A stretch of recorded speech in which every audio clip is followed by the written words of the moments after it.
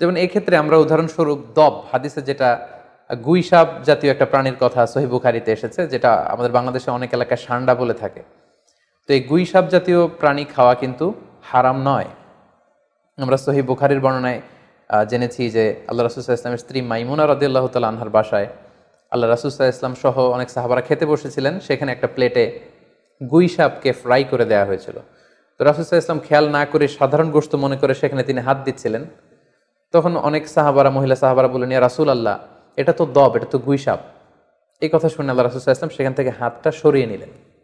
তো এই দৃশ্য দেখে খালিদ ইবনে ওয়ালিদ রাদিয়াল্লাহু তাআলা আনহু উনি জিজ্ঞেস করলেন, ইয়া রাসূলুল্লাহ, গুইসাপ খাওয়া কি হারাম? হারামুন আদ-দাব্বু ইয়া রাসূলুল্লাহ, আপনি যে হাত সরিয়ে নিলেন, গুইসাপ খাওয়া কি হারাম?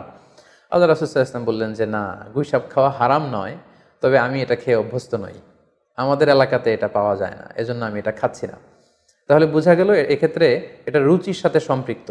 সো গুইসাপ হালাল বলে যে গুইসাপ আমাদেরকে খেতে হবে, সান্ডা আমাদেরকে খেতে হবে, এমন কোনো কথা নেই। আপনার যদি রুচিতে কুলায় আপনি খাবেন, আর রুচিতে যদি আপনার না আসে তাহলে আপনি খাবেন না।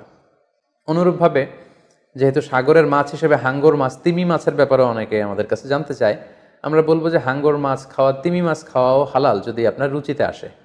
হালাল বলেই যে খেতে হবে এমনটা নয়। সেক্ষেত্রে আমরা সহিহ বুখারী এবং মুসলিমের একটা চমৎকার হাদিসের কথা এখানে উল্লেখ করতে পারি। সেখানে আমরা জেনেছি যে সাহাবাদের একটা দলকে আল্লাহ রাসূল সাল্লাল্লাহু আলাইহি ওয়াসাল্লাম একটা নৌ সফরে পাঠিয়েছিলেন। বেসিক্যালি কুরাইশদেরকে আটকানোর জন্য সাওয়াহিলি পথে, সাগরের উপকূল দিয়ে ওনারা গিয়েছিলেন। সাথে খাবার ছিল না, খেজুর ছিল, খেজুর শেষ, গাছের পাতা পেরে পেরে ওনারা খেতেন।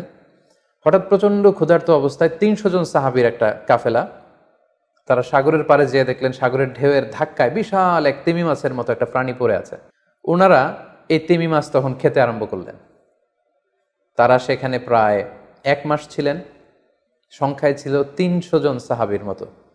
ওনারা এই তিমি মাছ খেয়ে এটাকে ফ্রাই করে, এটাকে সিদ্ধ করে করে টানা ১ মাস ওনারা খেলেন। এবং হাদিসে এসেছে যে আমরা এই তিমি মাছের গোশত খেয়ে, যদিও হাদিসে শব্দটা এসেছে আম্বার জাতীয় একটা মাছ, তো এটা এত বড়, এটা ব্লু ওয়েল টাইপের কোনো একটা মাছ হবে, নীল তিমি টাইপের কোনো একটা মাছ হতে পারে।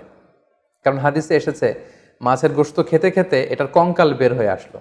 তো একজন সাহাবা এটার পাঁজরের একটা কঙ্কালকে বালুর মধ্যে গেড়ে দাঁড় করালেন, কঙ্কালের একটা হাড্ডি। এই হাড্ডিটা এত বড় ছিল যে সাহাবারা ওই হাড্ডির নিচে দিয়ে ওট সহ, ওটার হাওদাত সহ যেতে পারছিলেন এবং ব্যাক করতে পারছিলেন। তাহলে সেই তিমি মাছের কঙ্কালের স্কেলিটনের পাঁজরের হাড্ডিটা কত বড় ছিল, সেখান থেকে আমরা বুঝতে পারি এটা তিমি টাইপের কোনো একটা মাছ হবে। সফর শেষ করে ওনারা যখন মদিনায় আসলেন, তখন আল্লাহ রাসূল সাল্লাল্লাহু আলাইহি ওয়াসাল্লামকে ওনারা পুরো ঘটনা বৃত্তান্ত খুলে বললেন এবং জিজ্ঞেস করলেন, ইয়া রাসূলুল্লাহ, এই যে এত বড় তিমি মাছের মতো একটা মাছ যে আমরা খেয়েছি, আমরা তো জানি না এত বড় মাছ এটা খাওয়া শরীয়তে বৈধ কিনা। আল্লাহর হাবিব সাল্লাল্লাহু আলাইহি ওয়াসাল্লাম বললেন, এটা বৈধ, তিমি জাতীয় মাছ এগুলো খাওয়া বৈধ, এটা আল্লাহ তাআলা তোমাদের জন্য রিজিক হিসেবে রেখেছিলেন। সহিহ মুসলিমে যেই বর্ণনাটা এসেছে, তিনি বললেন যে হুয়া রিজকুন আখরাজাহুল্লাহু লাকুম, এটা আল্লাহর পক্ষ থেকে তোমাদের জন্য নির্ধারিত একটা রিস্ক। এবং আল্লাহ রাসূল সাল্লাল্লাহু আলাইহি ওয়াসাল্লাম বললেন, ফাহাল মাআকুম মিন লাহমি, ওই মাছের গোশত তোমরা যে প্রিজার্ভ করেছিলে ওইখান থেকে কি তোমাদের কাছে কিছু আছে?